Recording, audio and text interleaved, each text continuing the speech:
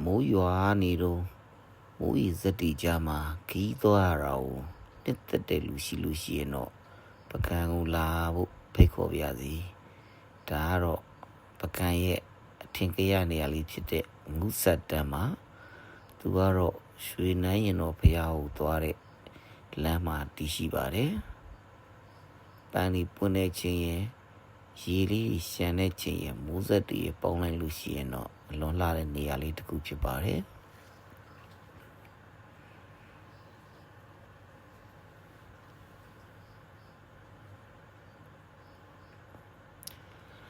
ဒါကတော့ကျွန်တော်တို့အာနန္ဒာနေပြီးတော့ဓမ္မယန်ကြီးဖရာကိုသွားတဲ့လမ်းမှာဒီထနောင်းတန်းကလည်းပကံရဲ့အထင်ကရနေရာလေးတစ်ခုပါပဲ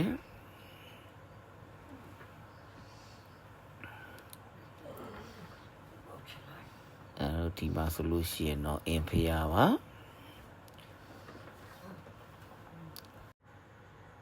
ဒါတော့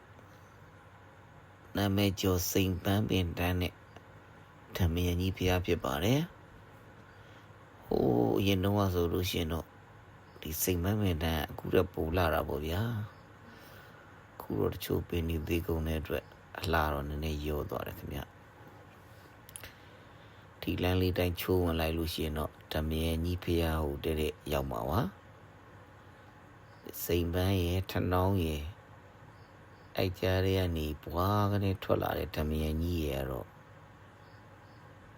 ဘလို့မှစာဖွဲ့လို့မရတဲ့အလှပေါ့ဗျာ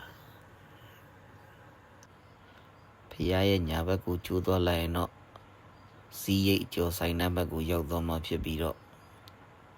ကျွန်တော်တို့ဘယ်ဘက်ကိုဖရာရဲ့ရှေ့ဘက်တိုင်းပတ်ထွက်သွားလိုက်လို့ရှိရင်တော့ဓမ္မယစကားဖရာလမ်းကိုရောက်မှဖြစ်ပါတယ်ခုမြင်နေရတာတော့ဓမ္မယစကားဖရာပါဒါကတော့သမုဒိနာလေးကနေကိုယ်ထွက်သွားတဲ့အကွေလေးဖြစ်ပါတယ်မနေ့ဆိုရင်တော့ကျွန်တော်တို့စိတ်အုပ်တွေနဲ့အရန်လှတဲ့နေရာလေးပေါ့ခင်ဗျာ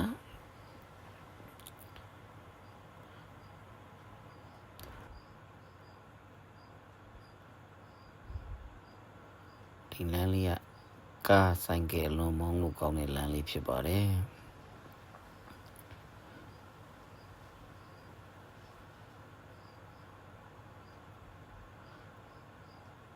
ရဖြတ်သွားတာတော့ကျွန်တော်တို့ဇောတိကာကြီးပါမွေးပါရဲ့လူကောင်းလို့ရထွက်ပါတယ်ခင်ဗျာဒီဓမ္မယစကားဖရာကြီးကဖရာစုလေးတွေကလည်း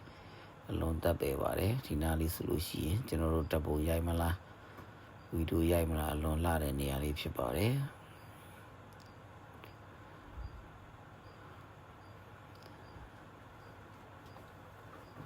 ဖရာကြီးမှလည်းရေကန်လေးရှိပါတယ်ရေပြည့်သွားလို့ရှိရင်တော့အဲရေကန်လေးကနေလဲ